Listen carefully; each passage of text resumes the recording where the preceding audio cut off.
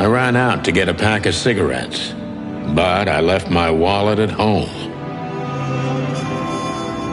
Yeah, that's me. I'm getting old. My name is Sonny Featherland, an investigator for 20 years, and once the star of the predatory division of the Clawville Police Department, one half of the legendary Chicken Police. But buying a pack of smokes is more than I can handle right now. Maybe I should just lay low. Yeah, I'll do that. The most colorful place in the wilderness. For all the gods, what bullshit. The last clucking color left this city years ago. And slowly I'll turn gray too.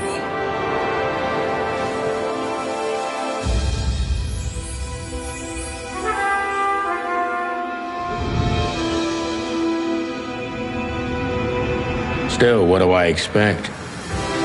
We're living in a vast experiment, and don't even notice that everything got clucked up a long time ago. We believe in this wonderland of peaceful coexistence.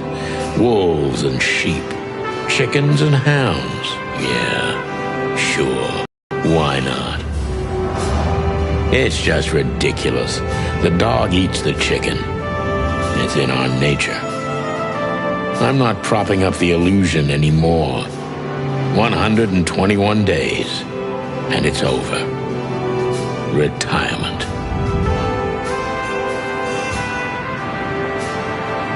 What could possibly go wrong?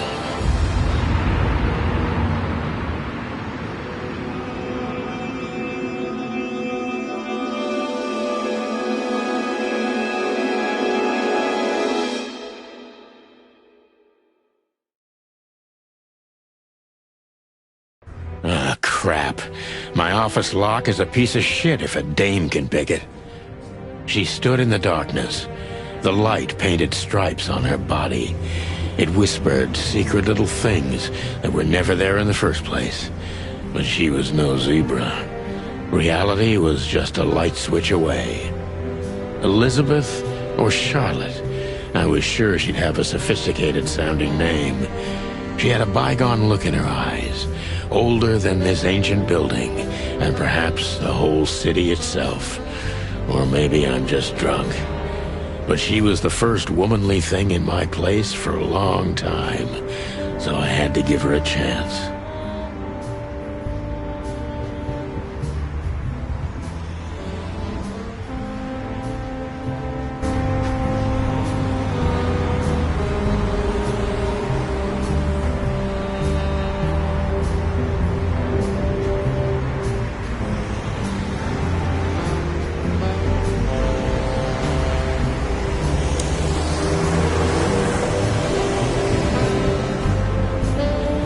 My wallet and my badge. The wallet is real, the badge ain't. Chief Bloodboil took mine, so I got this one out of a pack of cornflakes, just in case.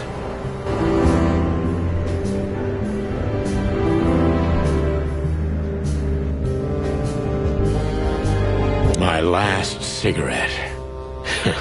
You're lucky I don't have a light, pal.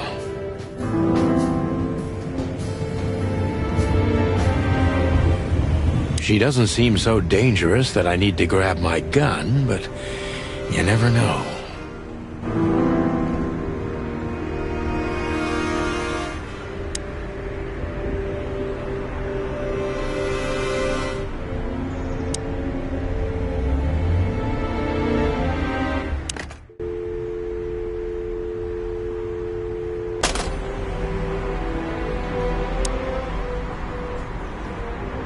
I promised myself I'd write a novel one day. I don't even know what these papers are.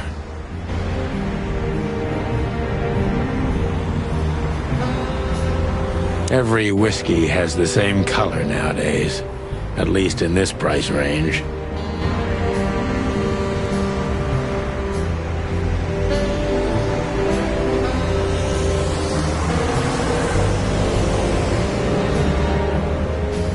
I I don't see colors anymore.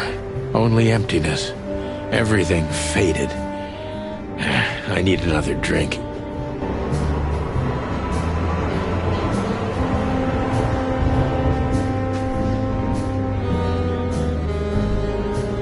I don't even know where the key is. Whatever's inside is gonna stay there forever.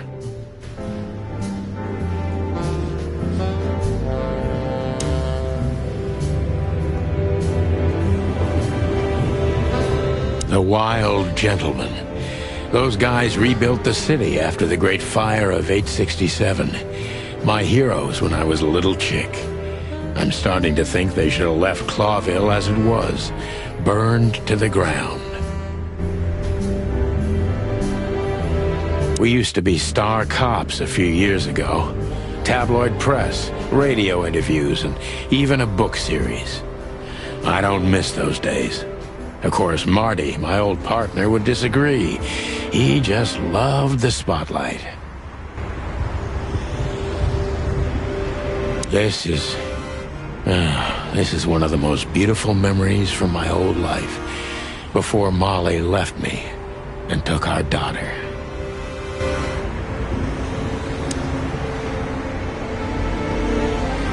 The good things in life don't last long. The best ones always leave first. I saw that in the window of a shoe store. I never understood it, or what it had to do with shoes. M.B. Davis, the eternal king of jazz. The photo is from the days of jazz prohibition. I only heard the old man live one time, but I'll never forget that night. And not only because I woke up at the harbor without my gun, my badge, and my pants.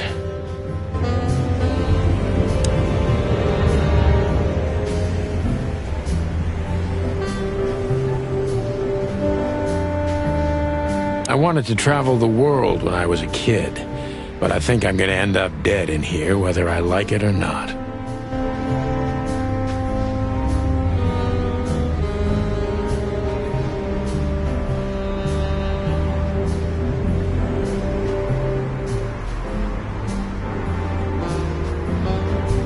Behind that door lies the kingdom of dirty clothes, cigarette butts, and empty bottles.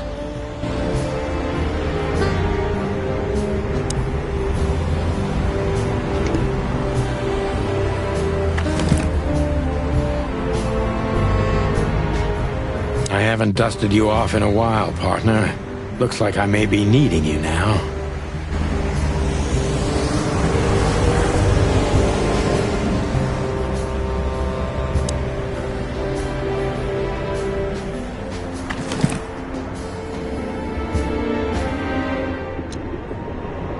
Ironic, but ever since I've been on furlough, with only my fake badge sitting in my cabinet, I feel more like a cop than I ever had before.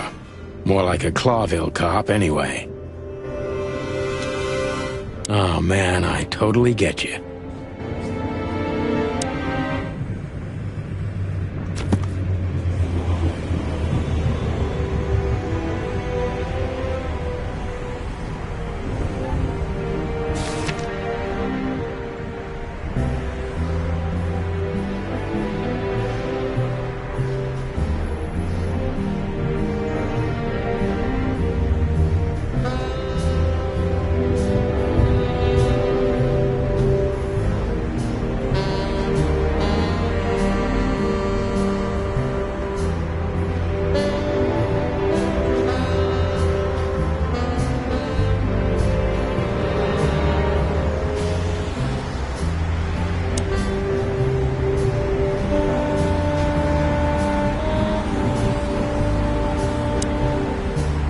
Let me introduce myself. My name is Deborah, Miss Deborah Ibanez.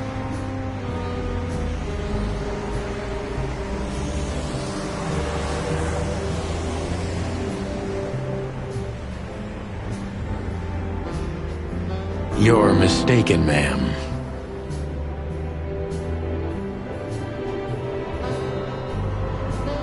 Oh, really? Please enlighten me, Mr. Featherland. I'm not a private eye. I'd recommend Mr. Philmar Lowe instead of me. He's a nice guy.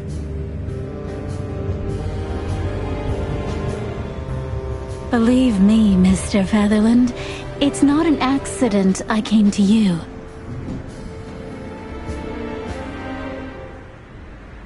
Look, miss, I work for the police, and I'm currently on leave. I couldn't accept private commissions even if I wanted to.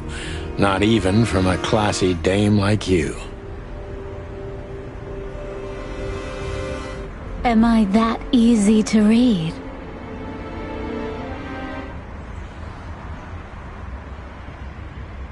That's my job. But tell me, since you've invited yourself in, would you like a drink?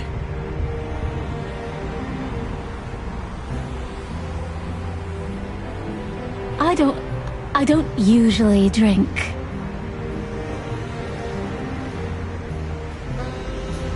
Well, I've gotta have one.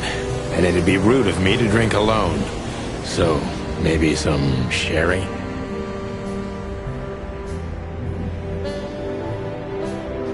If you insist. But bourbon, please. Ah, thank the wild ones. That's all I have.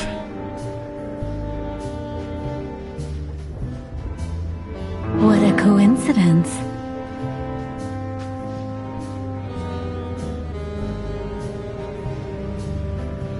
So come on, spill it from the beginning.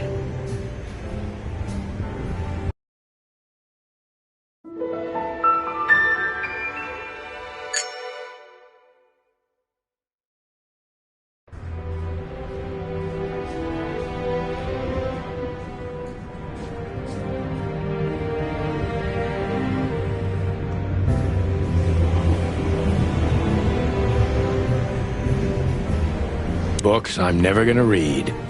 Maybe nobody ever has.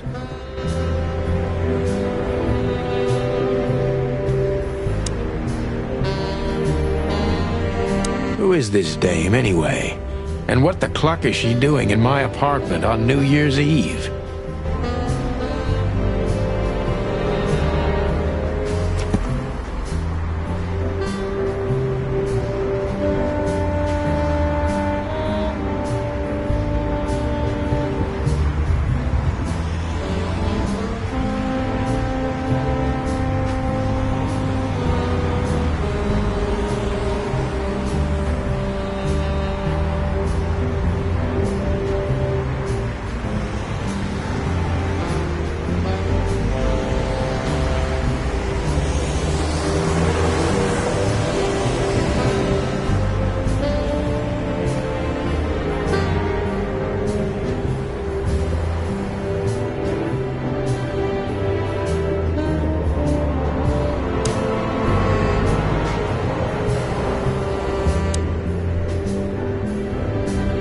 That's better.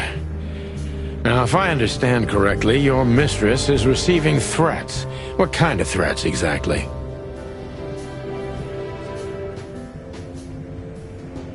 It's a very strange matter. First, there were letters. Then it came printed on a wine bottle's label, sent as a gift. Then carved into a brick, thrown through the window. And finally, they painted it on the wall of the house in giant red letters. I think it's time to dig a little deeper. If you don't mind, I'd like to ask you some routine questions. Please, that's why I'm here.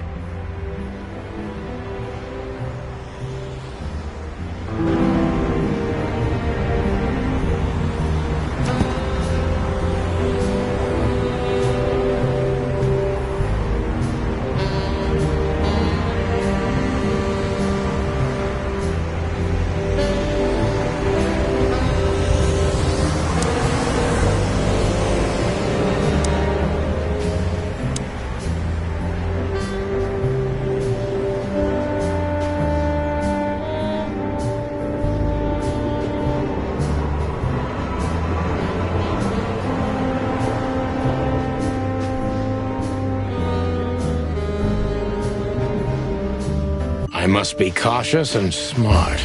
This dame seems shy, which I can use to my advantage. But I must be careful about what I say to her, or I can scare her off.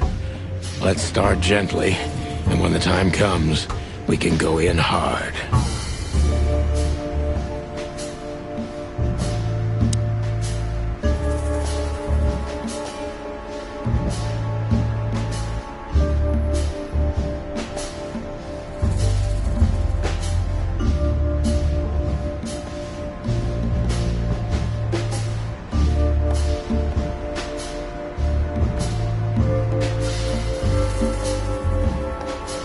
Who exactly are you, ma'am?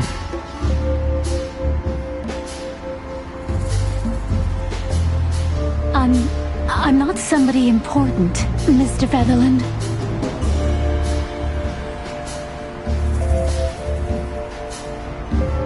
You're important enough to deal with such a delicate matter, right?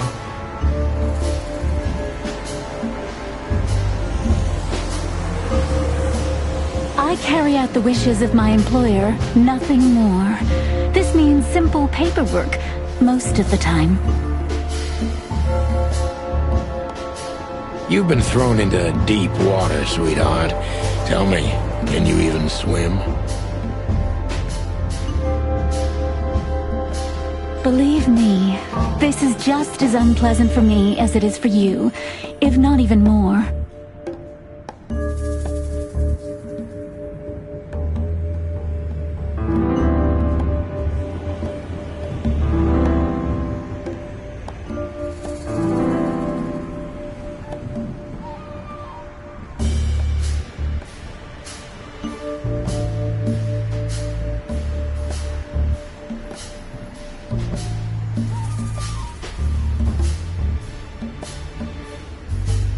Tell me, which part of the city do you live in?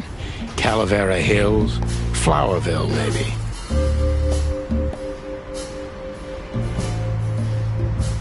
Look, I don't want to answer that. I'm here on behalf of my employer, and not on personal business.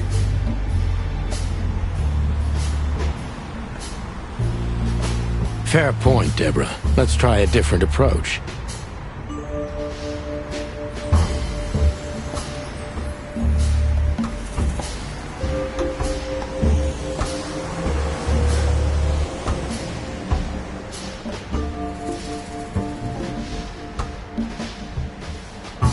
Why did you have to visit me this particular evening?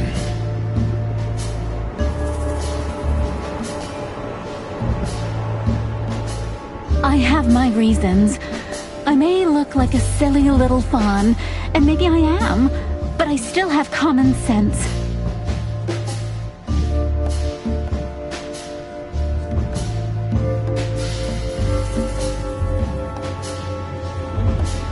I don't doubt that for a second, Miss Ibanez.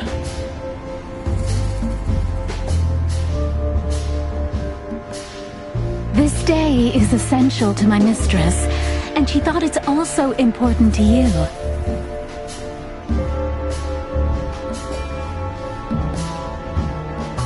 A message in itself, for sure. But to be honest, even you are.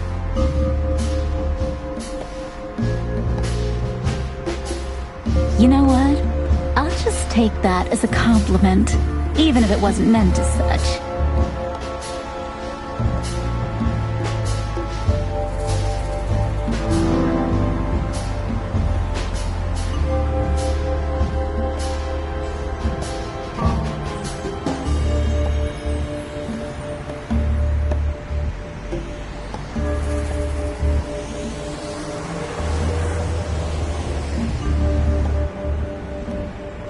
Why did you come to visit me? Why not your employer herself?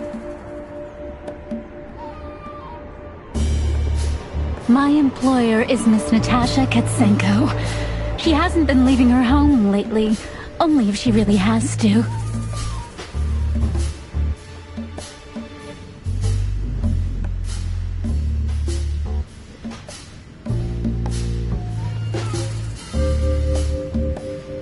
How so?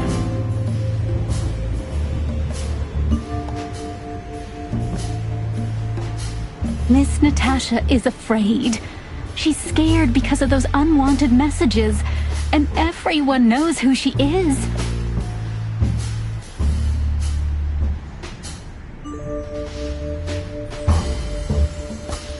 So she's that kind of woman.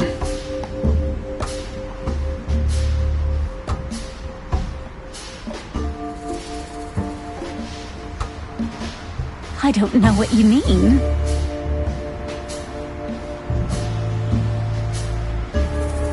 Of course you do, Deborah. Thank you, by the way. We're finally getting somewhere. We avoided the point long enough. Deborah's hiding something, no question. Let's focus on that.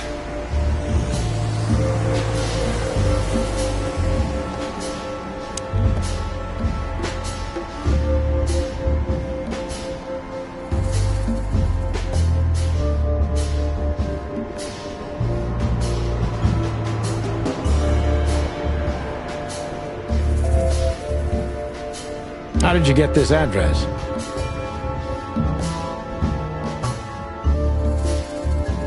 You know, my mistress has exceptional connections. If they were so exceptional, she wouldn't have chosen me.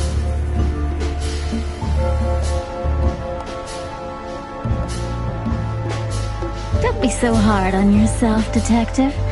You are the head of the famous chicken police, am I right?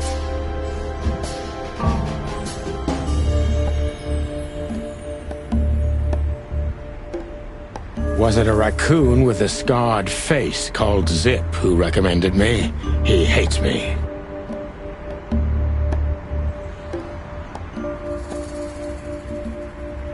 No, Mr. Featherland. I don't know anyone like that. Lucky for you, Deborah.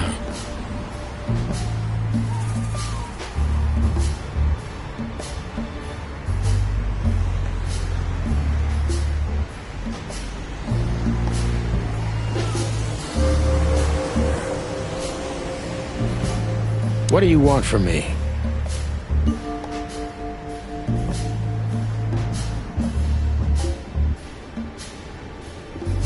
Me? Oh, don't be silly, Deborah. I mean your employer.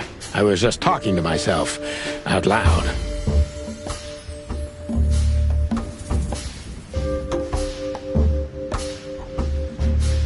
Well, Miss Katsenko thinks you're a great detective, and you're also reliable. That's why I came.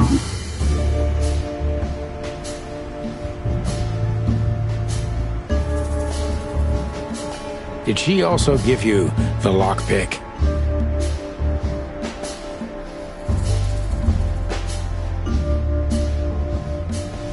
Please, could you let this go?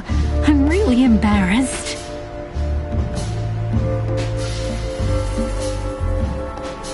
Sorry, sweetheart, I'm just teasing you. As soon as I saw you, you were forgiven.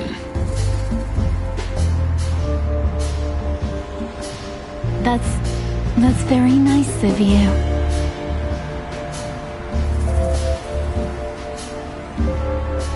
It has nothing to do with being nice, Deborah, but you're welcome.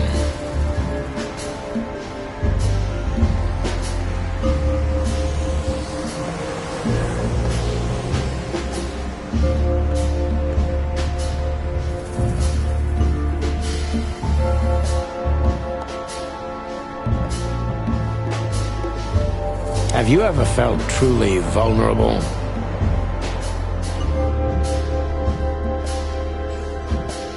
Honestly, very often, Mr. Featherland.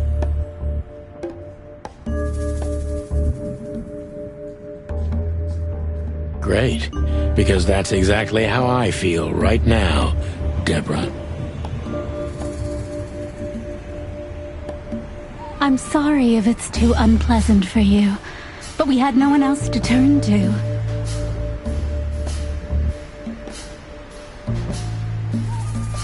You know, I get that a lot, and it never ends well.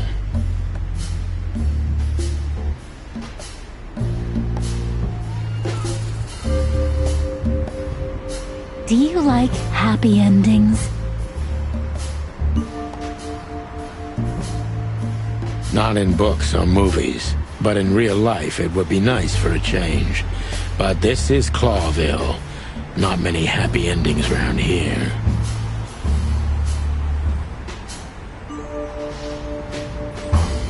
I knew you were a romantic at heart. If what's between me and my whiskey could be called romance, then yes, maybe, a little.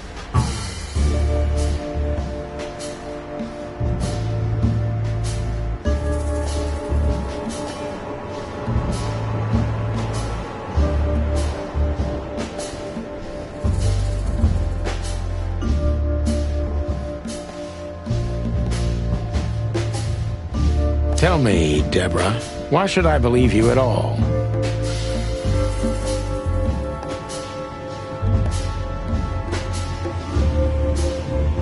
Because my mistress trusts you.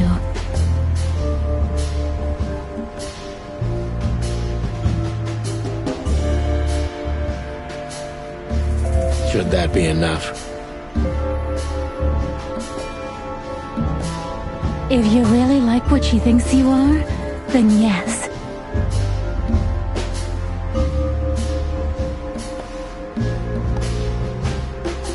Damn, what can I say to that?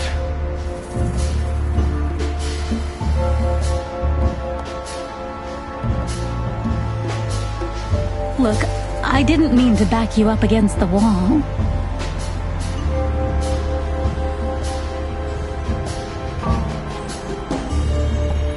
You have a way with words, sweetheart. Did you ever want to be a cop?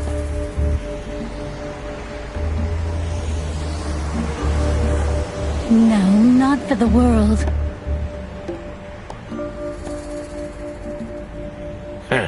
Smart answer.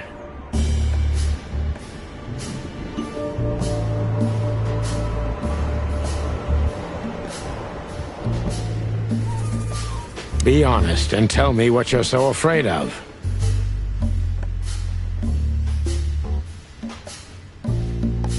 You know, Mr. Featherland, my mistress's partner is Hobart Wessler, or as most people know him.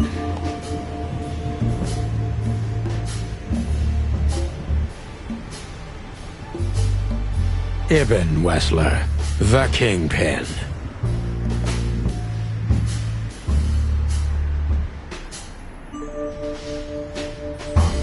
Exactly.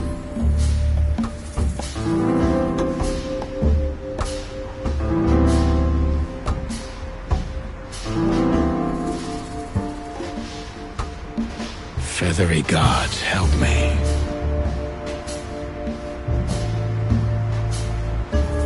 So you get it now. The secrecy. To put it mildly, I think I understand it all. Wessler. This little piece of the puzzle changes everything.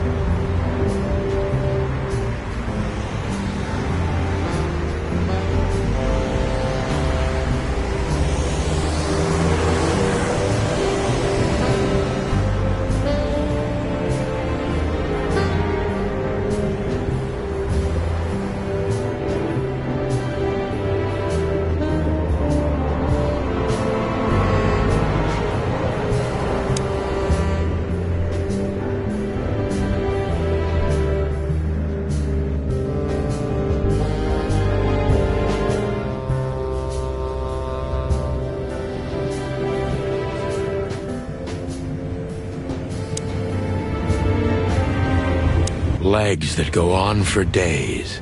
Deep, dark eyes. Silky skin and voice. You're in big trouble, pal.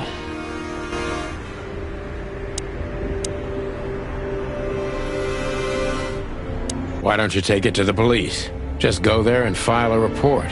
Photos, flashing lights, fingerprints. You know the drill. The evidence is very clear. Even a moderately talented detective could easily wrap this case up. Or just try the phone. 555-111.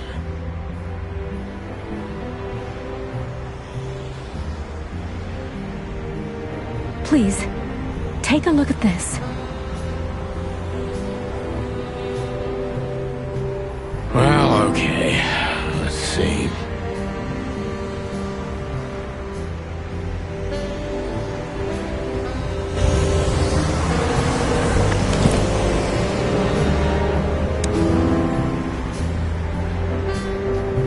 I know Molly very well. Please note this when deciding whether or not to accept my assignment. Miss Ibanez is a trusted friend. Treat her as gentleman. N.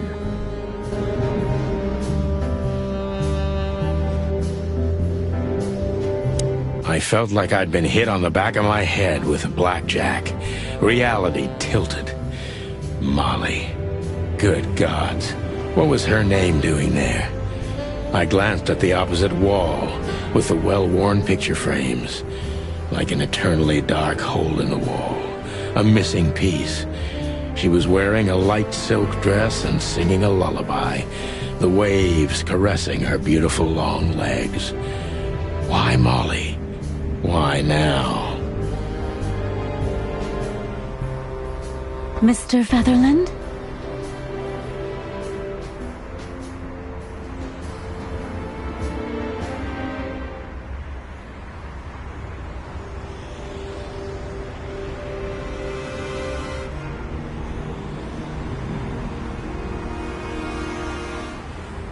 Santino, are you all right?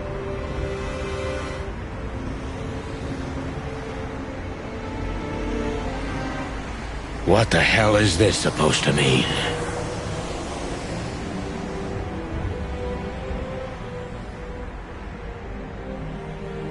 I don't know anything, Mr. Santino. My mistress told me to give this to you. She said you'd understand. Don't you?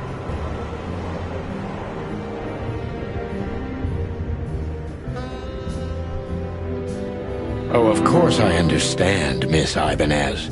I get it very well. But this case is becoming more and more confusing. It's starting to look like blackmail.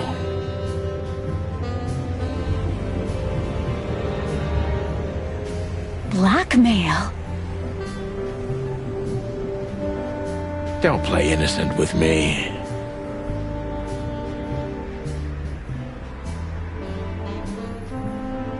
But... All right. When can I visit?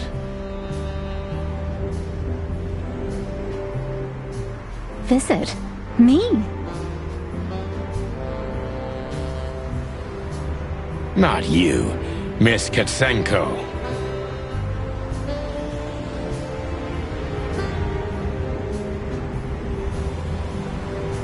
Oh, yes. You can find her at the Tsar Club.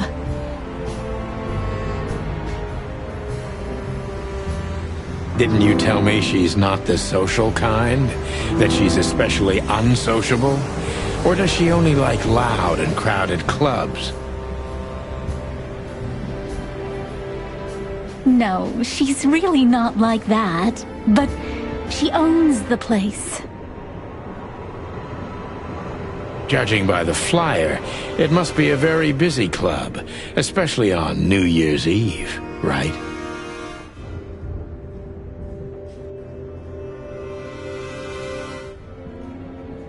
I'm sure you'll have no trouble finding Miss Katsenko, but there's one small problem, Mr. Featherland. Let me guess. Mr. Wessler better not know about my visit.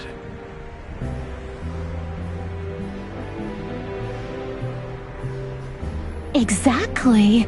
How How did you know?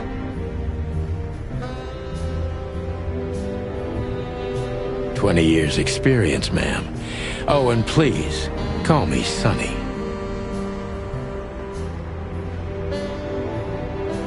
It was a pleasure to meet you, Sonny.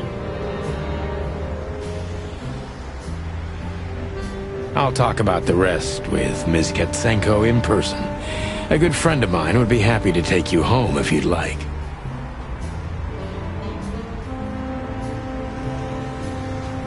I'd appreciate that, Sonny.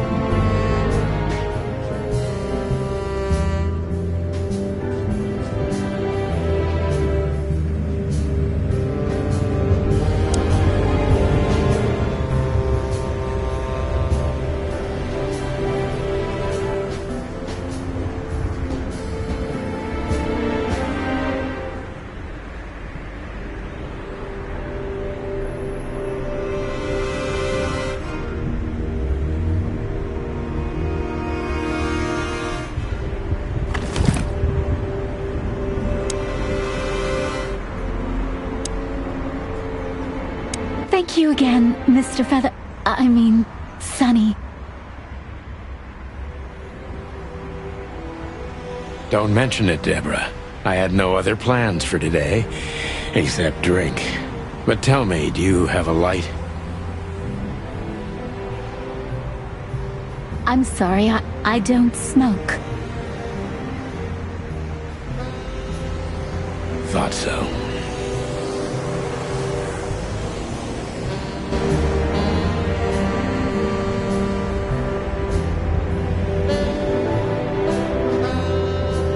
Maybe I'm just old, and while I'm clucking about nothing ever changing, everything changes.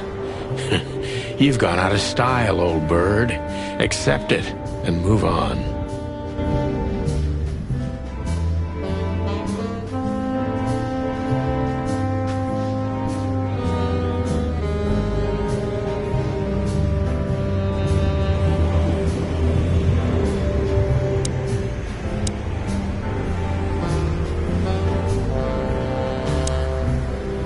Legs that go on for days. Just a phone call and a good friend of mine can take you home. Thank you, Sonny.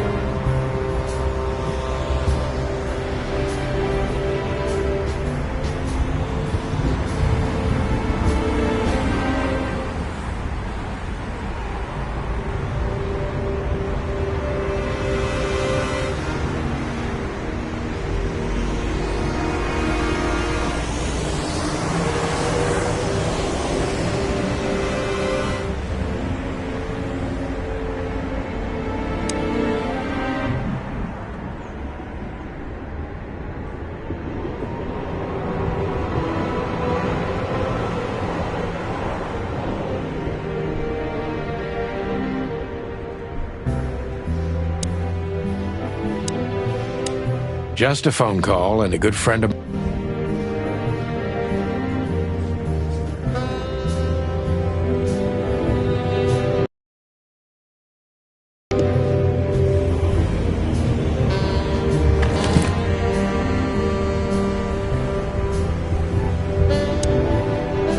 I know Molly.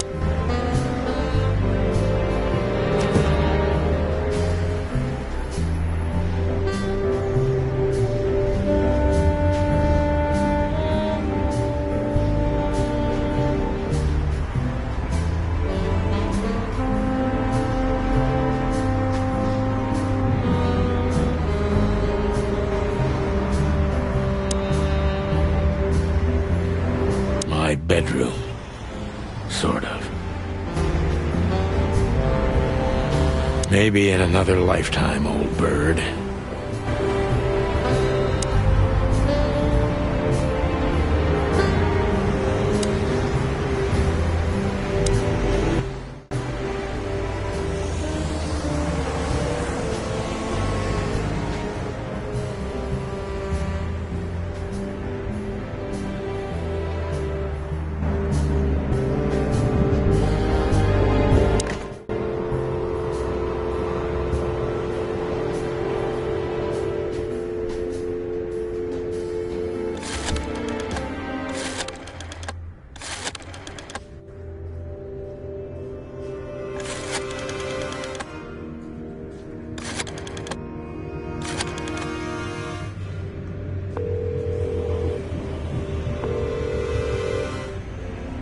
Hey, Lewis. Am I bothering you? No. Of course not, Sonny. Old friend, what's up?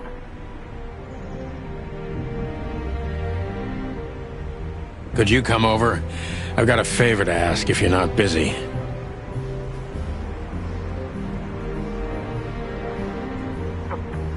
For you, anything. Just a minute.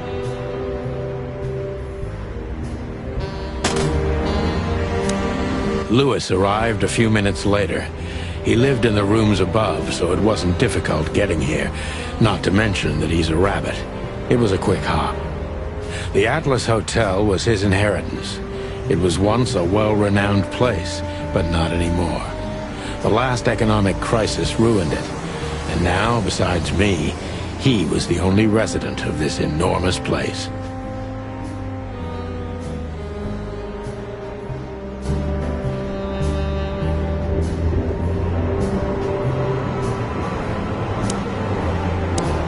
The good old rabbit. I can always count on him, even on New Year's Eve. Thanks for being so quick, Lewis. Can you drive Miss Ibanez home? I have some things to take care of.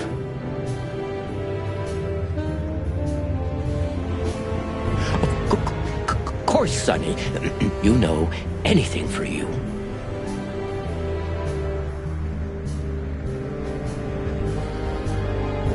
Thank you for being so considerate, Sonny. I appreciate it.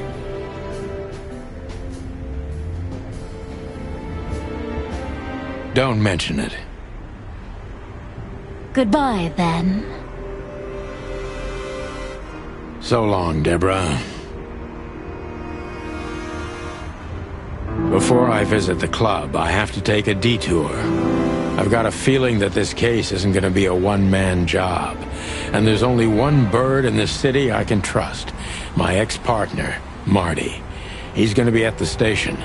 I can only hope he'll be willing to talk to me.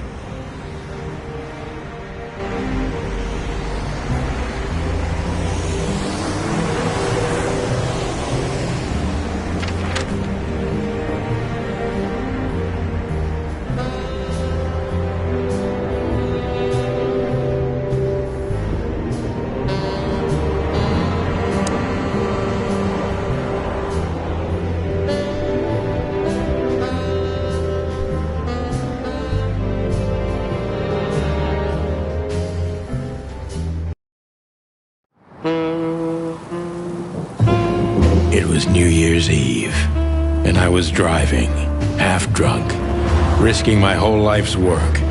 But still, it didn't feel any different. Every day was the same, and the 121 days I had left till my retirement seemed like an eternity. When I look out the window of the hotel room I call home, I see the same thing every day. A woman in a red nightgown dances slowly in circles to smooth music. The 9 o'clock show, with a glass of cheap bourbon and the red gown with the silent music. In the meantime, the proud city of Clawville is slowly eating itself alive. And we're still here, with nothing left to lose but our sanity, while others, the smart ones, had already gone. Molly. Does her name really upset me this much? All those years of solitude, and I still jump without question every time I hear it. And then there's Marty, my ex-partner, who hates me. But I know I have to speak with him, no matter what. Why do I feel like the past is watching me on this goddamn night?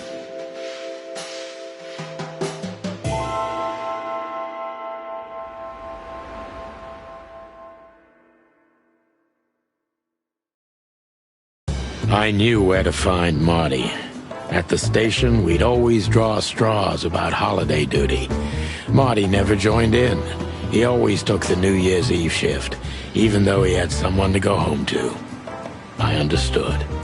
10 years ago, we survived a night the press called the Bloody New Year. Forgotten by Clawville, but not by us. We both left parts of ourselves behind that night.